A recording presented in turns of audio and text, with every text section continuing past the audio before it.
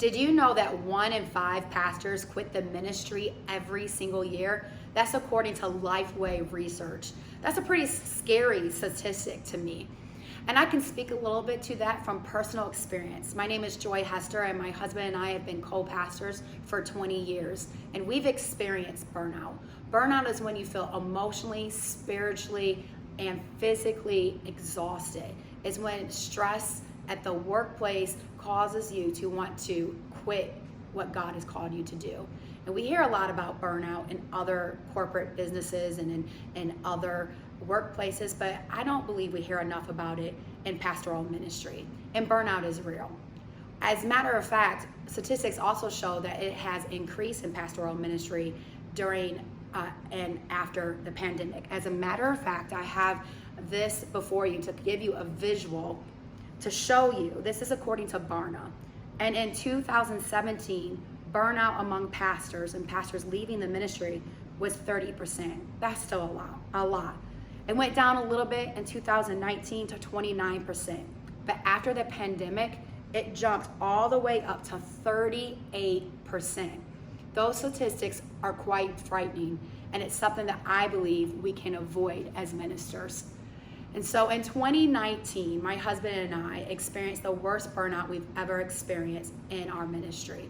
We just planted our second campus, and it seemed like everything that could go wrong went wrong.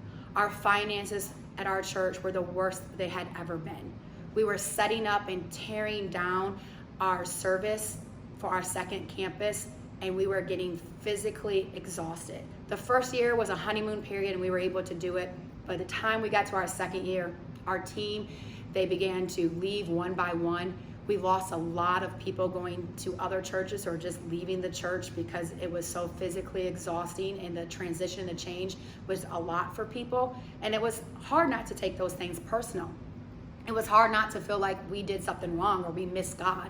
And so we were in a place of just being emotionally drained, feeling like we had nothing left to give.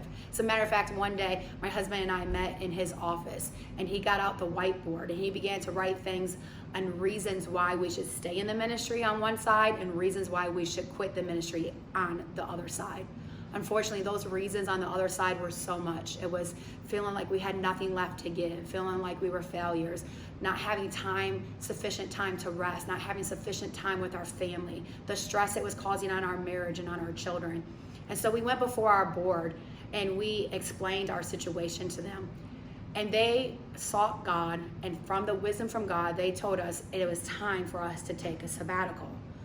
We were in ministry at this time for 20 years and had never missed more than one Sunday service in a row. And so to miss multiple Sunday services in a row was quite foreign to us. But during that time, God refreshed us, and he gave us new vision, and he helped us decide that we weren't going to quit. That sabbatical truly saved our ministry. And God showed us so many disciplines that we needed to add to our life during that time to avoid future burnout. And one of those disciplines was rest. Rest is something that God wants to give his people, including pastors. And we needed to figure out ways that we could put rest into our daily routine, where we would also put rest into our quarterly routine and our weekly routine. And so we decided to start taking one day off every single week, where we shut our phone down and we didn't answer calls. If it was an emergency, of course, we would answer or delegate out to our team. But this day of rest was life-giving for us. Quarterly, we decided we didn't have to be the only ones preaching. We raised up other ministers who could also preach and to teach, and that gave us time to rest and be able to receive. What we learned during our sabbatical when we went to other churches was how refreshing it was to go to a church and not have to be the one in charge, be the one to receive, to sit back. And so we decided we can implement this in our own church, and that also helped other people learn to step up. As a matter of fact, he also taught us boundaries during this time. Boundaries that we put in place that would protect not only our day off, but protect our physical and mental health. So not only did we put weekly time off, quarterly delegating things out, but in some of our boundaries, we realized that we had to start delegating, that we couldn't do everything on our own. We learned as we stepped back that God allowed other leaders to step forward.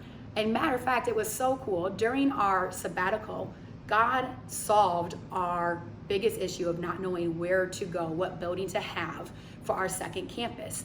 And during that time, our board stepped up, our staff stepped up, and they found a location that we didn't have to set up or tear down. It was a location that was affordable, that we could afford, and it was a perfect location for our second campus. And we weren't the ones who found it, because we put boundaries in place that we didn't have to be the ones to do every single thing. We learned to put boundaries in place and to delegate.